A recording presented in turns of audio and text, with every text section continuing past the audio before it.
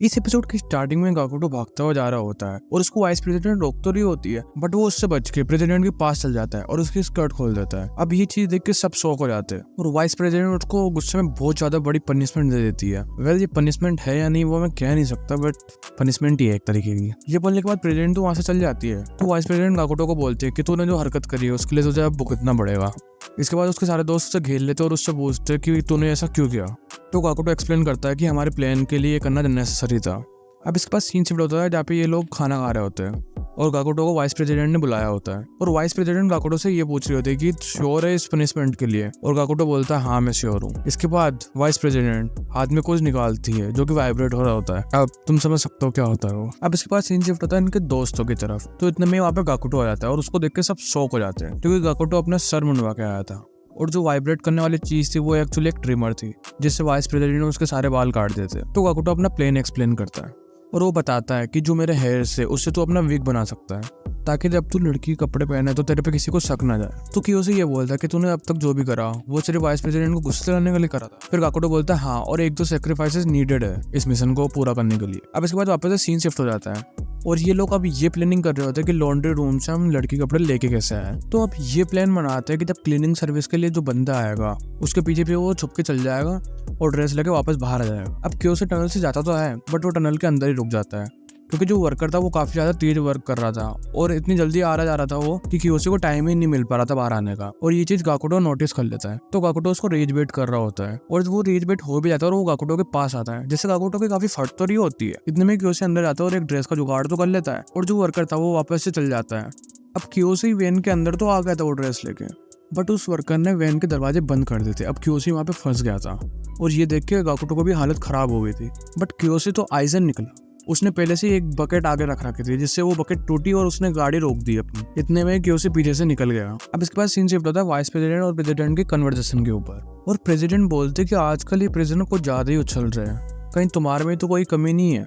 तो vice president उनको ये बोलती है कि नहीं ऐसा नहीं है, बट उनको आदत हो गई अब इस एनवायरनमेंट की। तो प्रेसिडेंट उसको चुप करा के उसको बोलती है कि मैं कोई भी एक्सक्यूज नहीं सुनूंगी। और ये बात बोलती है वाइस प्रेसिडेंट के ऊपर एक क्रो जाके बैठ जाता है जिससे वाइस प्रेसिडेंट काफी ज्यादा डर जाती है और उसके पसीने छूटने लग जाते हैं और प्रेसिडेंट उसको वार्निंग देके छोड़ देती है। अब अगले दिन के लिए प्रिजनर और चियोसान दोनों एक्साइटेड हो रहे होते हैं क्योंकि उन्हें इवेंट में जाने का मौका मिलेगा। नेक्स्ट डे आता है और वाइस प्रेसिडेंट इन सबको बाहर बुलाती है और वाइस प्रेसिडेंट इनको अपनी ड्यूटी दे देती है। अब गाकुटो और कियोशी अपनी ड्यूटी करने के लिए खड़े हो जाते हैं। तभी आपको एक लड़की आती है और दोनों को बोलती है कि हमारे बैग्स का ध्यान रखो। जाते जाते उनमें से एक लड़की पूछती है कि ये लोगों ने ऐसे ड्रेस क्यों पहन रखे हैं। अब दूसरी लड़की ये बोलती है वो तो पता नहीं, बट जिस लड़के को बोनर आ रहा था उससे बात करने में शर्म नहीं आई।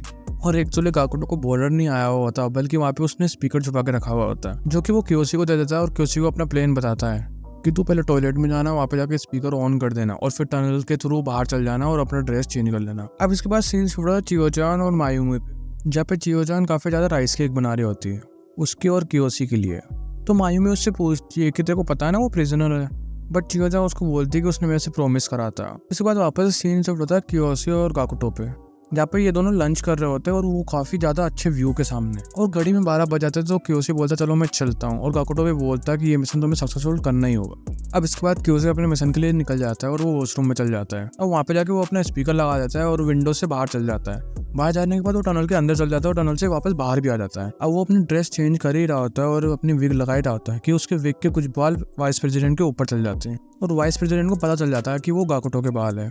तो वाइस प्रेसिडेंट चेक करने आते हैं कि गाकुटो वहाँ पे है या नहीं है और कियोशी ये सोचता है कि ठीक है मैं पहले ड्रेस कवर लेता हूँ ताकि इसको पता ना चले, बट उसको ड्रेस फिट ही नहीं आ रही होती है। अब उसको ड्रेस तो फिट आ नहीं रही, बट फिर वो थोड़ी और कोशिश करता है और अपनी शर्ट ही फाड़ लेता है। अब जो वाइस प्रेसिडेंट थी वो भी अपने वेपन से निकाल लेती है। इतने में कियोशी अपना दिमाग लगाता है और इस एरिया को अपने बैग से ढक लेता है और इससे वाइस प्रेसिडेंट को पता नहीं चलता कि वो एक लड़का है और वाइस प्रेसिडेंट में वहां से चली जाती है। अब सीन शिफ्ट होता है चियोचान पे और चियोचान यही सोच रहे होते हैं कि वो थोड़ा सा नर्वस फील कर रही है, हालांकि सिर्फ सोमो मैच की ही बात है, बट स्टिल वो एक लड़के के साथ पहली बार देखने जा रही है। तो चियोचान ये सोच रहा है कि कियोशी कब तक आएगा और उसको कैसा लगेगा। इसके बाद सीन शिफ्ट होता है गाकुटो पे और गाकुटो अपना अच्छा व्यू एंजॉय कर रहा होता है। कितने में वहाँ पे वाइस प्रेसिडेंट आ जाती है और वाइस प्रेसिडेंट बोलती है कि कियोशी कहाँ गया, मेरे को दिखाई नहीं दे रहा।